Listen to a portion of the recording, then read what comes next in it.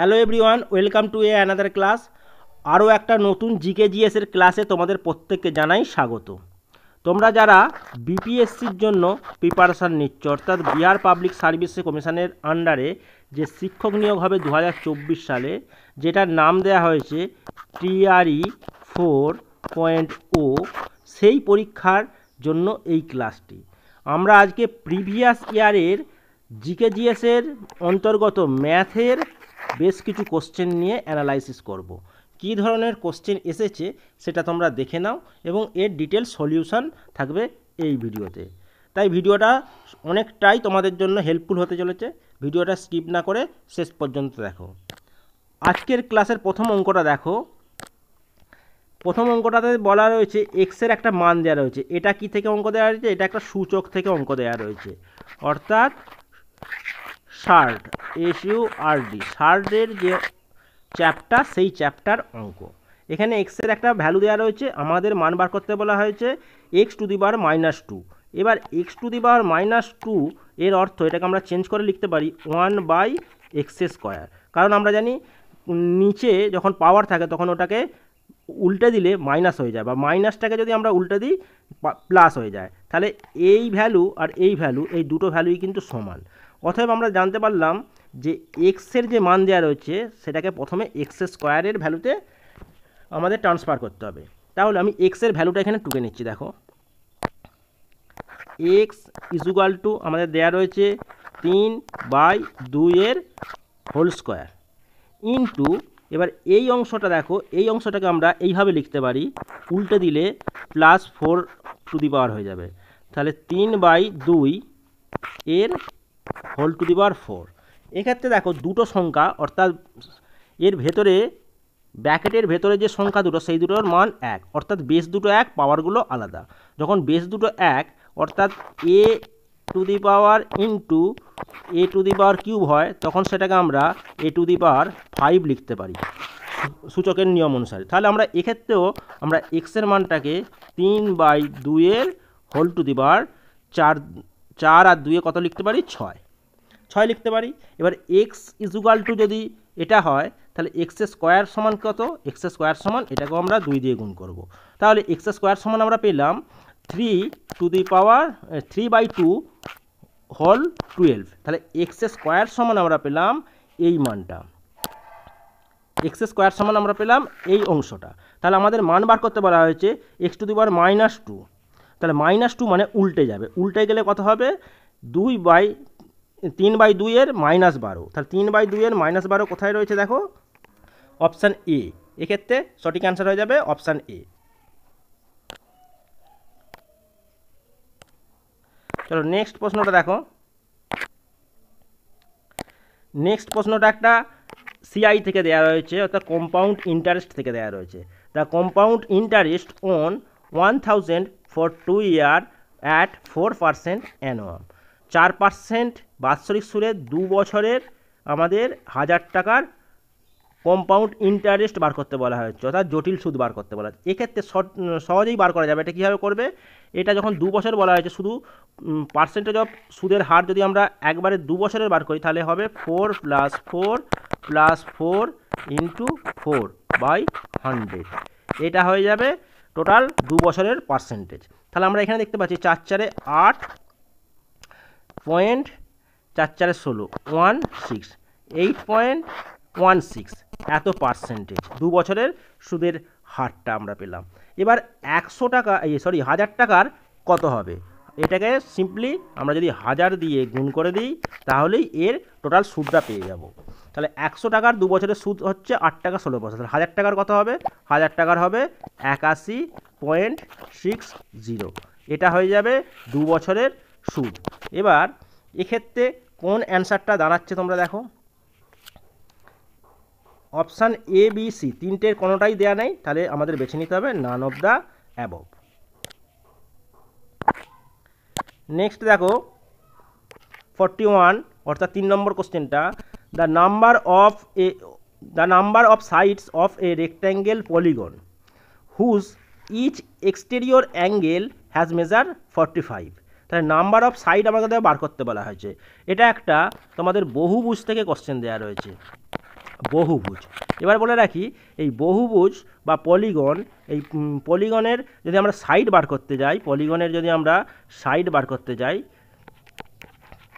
Side of polygon, side of polygon যখন বার করতে যাবে তার একটা সূত্র রয়েছে 360 ডিগ্রি বাই এক্সটেরিয়াল যে অ্যাঙ্গেলটা দেওয়া রয়েছে সেটা।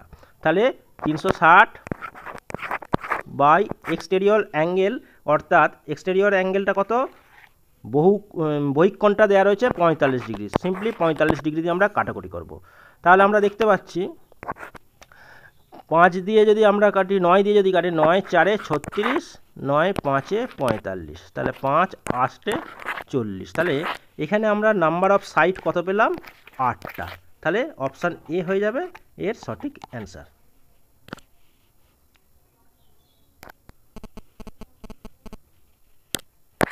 নেক্সট দেখো, এ কিউবেড vessel R 10 centimeter long and 8 centimeter wide. How high much it made to hold 480 cubic centimeter of high liquid? অর্থাৎ একটা কিউবয়েড রয়েছে, অর্থাৎ আয়তঘন রয়েছে, সেই আয়তঘনর তোমার দৈর্ঘ্য দেওয়া রয়েছে 10 মিটার এবং প্রস্থ দেওয়া রয়েছে 8 মিটার। আমাকে বলা রয়েছে 480 কিউবিক অর্থাৎ ঘন সেন্টিমিটার কোনো তরল রাখার জন্য, তরল যদি ওর মধ্যে রাখা হয় তাহলে তার হাইটটা কত হবে, আমাকে হাইটটা জানতে চেয়েছে।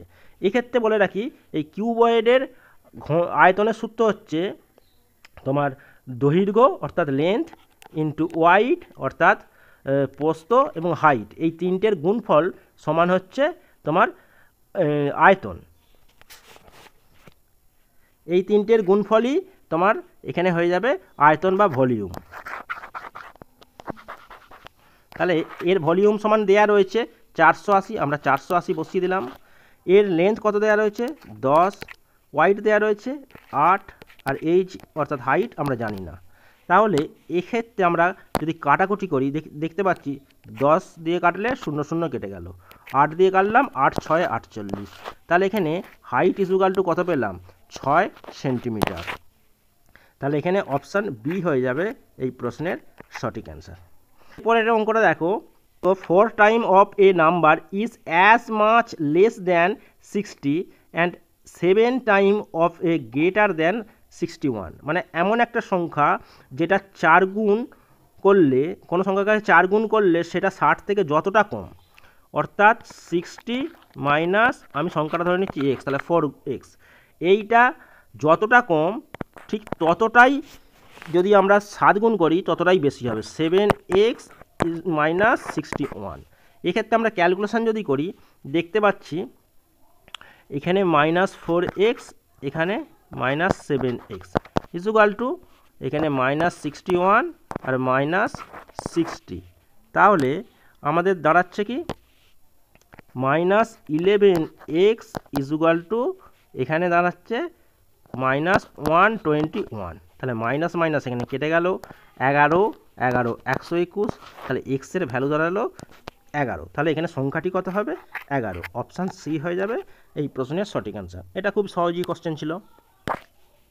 নেক্সট 44 নম্বর প্রশ্নটা দেখো, এখানে একটা রেক্ট্যাঙ্গেল থেকে অর্থাৎ পরিমিতি থেকে অঙ্ক দেওয়া রয়েছে, বলা হয়েছে the wide of a rectangle is 3/4 time of its length. মানে রেক্ট্যাঙ্গেলের যে প্রস্থটা সেটা 3/4 অংশ তার লেন্থের থেকে।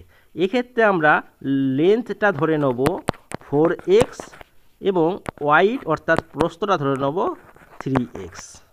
যখনই এইভাবে ভগ্নাংশে দিয়ে দেবে তখনই তোমরা বড় সংখ্যাটা তোমরা ধরতে পারো। 4-এর 3 অংশ অর্থাৎ 4 অংশ যদি লেন্থ হয় তোমার 3 অংশ হবে ওয়াইড, দৈর্ঘ্য এবং প্রস্থ। এক্ষেত্রে বলা রয়েছে the perimeter of a rectangle is 546 cm, অর্থাৎ 546 সেমি তার পরিসীমা হলে the dimension of the rectangle are. তাহলে ডাইমেনশানটা কত, ডাইমেনশান মানে এখানে আমাদের লেন্থ এবং ওয়াইড অর্থাৎ দৈর্ঘ্য এবং প্রস্থটা জানতে চাওয়া হয়েছে, দৈর্ঘ্য এবং প্রস্থ কত। তাহলে আমরা পরিসীমা সমান পরিসীমা লিখতে পারি। তাহলে পরিসীমার সূত্র হচ্ছে 2 ইন্টু দৈর্ঘ্য প্লাস প্রস্থ। তাহলে দৈর্ঘ্য কত, দৈর্ঘ্য হচ্ছে 4x এবং প্রস্থ 3x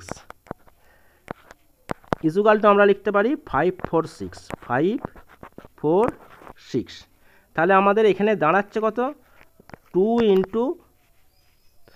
7x ইজুকাল টু 546। এক্ষেত্রে ক্যালকুলেশন করলে দেখো 2 দিয়ে যদি আমরা কাটি 2 × 7 = 54 এবং 2 × 3 = 6 মানে 273। 7 দিয়ে যদি কাটি 7 দিয়ে 7 × 2 = 14, 3 × 7 = 21, 4 × 7 = 28, 3 × 7 = 21, 21, 6, 7, 9, 63 মানে 39। এক্স ইজুকাল টু আমাদের দাঁড়ালো 39। এক্ষেত্রে আমাদের লেন্থ কত হবে? লেন্থ হবে 39 ইন্টু আমাদের করতে হবে কত 4। 39 × 4 মানে কত 4 × 9 = 36, হাতে থাকে 3, 4 × 3 = 12, আর 3 = 15, 156 হয়ে যাবে এর লেন্থ। আর এর যদি আমরা ওয়াইড বা প্রস্থটা দেখি, এর প্রস্থটা হবে এই 39কে আমরা কত দিয়ে গুণ করব 3 দিয়ে গুণ করব। 3 × 9 = 7, হাতে থেকে 2, 3 × 3 = 9, 10, 11, তার মানে 117 হয়ে যাবে এর ওয়াইড। তাহলে 117 এবং 156 কোথায় রয়েছে? দেখো 156 দৈর্ঘ্য এখানে দেওয়া রয়েছে এবং প্রস্থ 117 এখানে দেওয়া রয়েছে, কিন্তু কোনো অপশান এই দুটো সংখ্যা একসাথে দেওয়া নেই, তাহলে এখানে কোনোটাই হবে না। তাহলে সঠিক অ্যান্সার কোনটা হয়ে যাবে আমাদের নান অফ দ্য অ্যাবভ। নেক্সট কোশ্চেনটা দেখো, এটা একটা অনুপাতের অঙ্ক দেওয়া রয়েছে। এ ব্যাগ কন্টেন্ট ₹187। এবার আমাদের বলা রয়েছে 1 টাকা, 1 রুপি, 50 পয়সা এবং 10 পয়সা coin in ratio 3:4:5। The number of each type of coin in the bag are respectively. তাহলে ব্যাগের মধ্যে কোন পয়সা কতগুলো করে রয়েছে সেটা আমাদের বার করতে বলা আছে, নাম্বারগুলো বার করতে বলা আছে ইন্ডিভিজুয়ালি।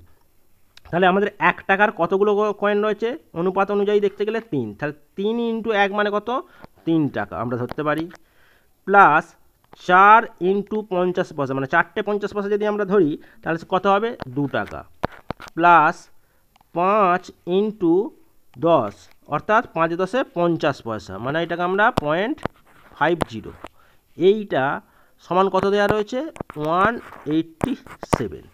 তাহলে দেখো এখানে 3 × 2 = 5, 5.5, 5.5 সমান যদি 187 হয় তাহলে 1 সমান কত, 1 অনুপাত সমান কত? তাহলে এক্ষেত্রে আমরা 1 অনুপাত সমান এইগুলোকে আমরা করলাম 1 অনুপাত মানে x = 187/5.5। এর জন্য আমরা এই দশমিকের জন্য উপরে 10 বসালাম। তাহলে এবার ক্যালকুলেশানটা দেখো, 5 × 2 = 10, 5 × 11 = 55, 11 দিয়ে কাটো, 11 × 1 = 11 আর 7 × 11 = 77, তাহলে 17 × 2 মানে কত 34। তাহলে প্রত্যেকটার সংখ্যার একটা নাম্বার আনুপাতিক নাম্বার কত 34। এবার প্রত্যেকটা নাম্বারের সাথে গুণ করলে আমরা প্রত্যেকটা টাকার সংখ্যা পাবো। তাহলে প্রথম 1 টাকার কত অনুপাত ছিল 3 অনুপাত, তাহলে 34 × 3 মানে কত হবে 3 × 4 = 12, 2 হাতে থাকে 1, 3 × 3 = 9, আর 10। 1 টাকা রয়েছে 102 এখানে অপশান রয়েছে। তাহলে তোমরা এইটা গোটাটা দিয়ে দিতে পারো, কিন্তু সবটা একবার মিলিয়ে নেবে। তবু 34কে যদি আমরা শেষ সংখ্যা 5 দিয়ে গুণ করি, 5 দিয়ে গুণ করলে কত পাবো দেখো 5 × 4 = 20, হাতে থাকে 2, 5 × 3 = 15, 16, 17 মানে 170 মিলেছে। আর মাঝেরটা যদি মিলিয়ে নিই 4 দিয়ে, 34কে আমরা 4 দিয়ে গুণ করে নিই, 4 × 4 = 16, 6 হাতে থাকে 1, 4 × 3 = 12, 1 13, 136। তাহলে এটা পুরোটাই মিলে গেছে। তাহলে অপশান বি হয়ে যাবে এক্ষেত্রে সঠিক অ্যান্সার।